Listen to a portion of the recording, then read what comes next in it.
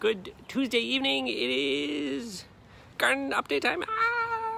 Lots of rain and lots of growth in the garden box. And potentially there was a request to see the backyard lake from all the rain. So the house behind me develops a nice little pond. So this morning as I was looking out, there was a mallard and his lady checking out their new lake. Hey Gina, take a look at the garden box. Behold Hamlet in all his glory. And a couple key things changing in the box.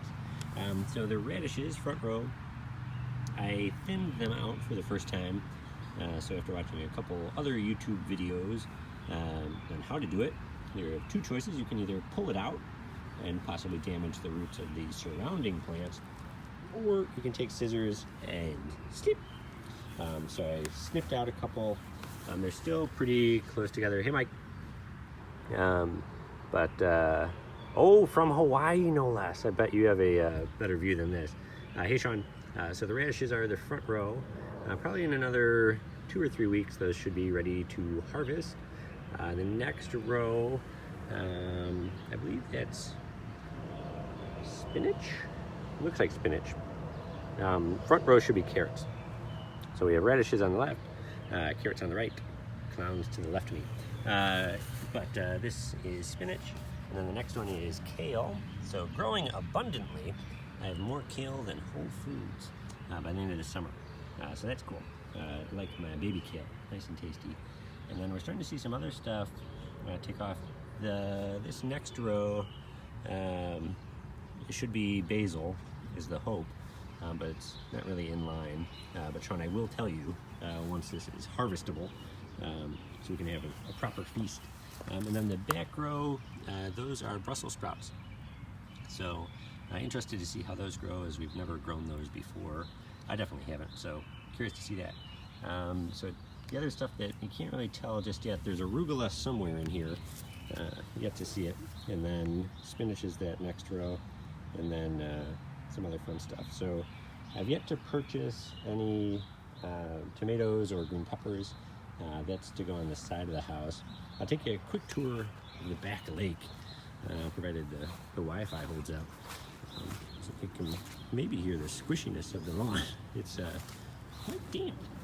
So there's, maybe you can tell, a little bit of a lake with all the rain. So it keeps me awake at night now. Replaced the sump pump, as many of you saw, but now I just pray for dry weather. There are some bulbs in here, but they've yet to flower. It's kind of just looking like a jungle. That's some sort of weed. And then this one should be a bulb that flowers, hopefully. Then the gladiolas have bloomed, nice and pretty. Passed a couple on our way home from the train. That's those bulbs, so those came with the house. And then the other change on the side of the house, I pulled out the tomato cages and put down some fresh dirt. Hello, Brian. Hopefully there are no critters.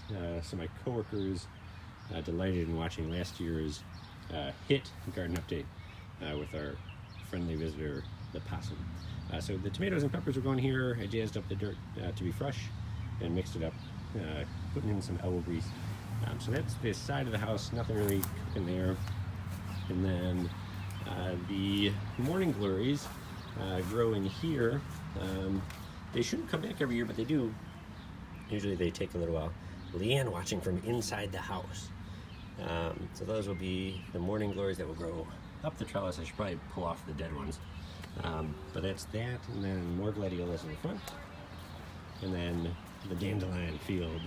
And some other tulips that are starting to die off. So that's the garden update around the house. Thanks for watching, everybody. I hope everyone has a great evening and the rain stops. It's supposed to be hot this week, so I should get some tomatoes in the ground so those can start growing, and then I can have Sean over for a feast. All right, thanks everybody. Have a great night. Bye.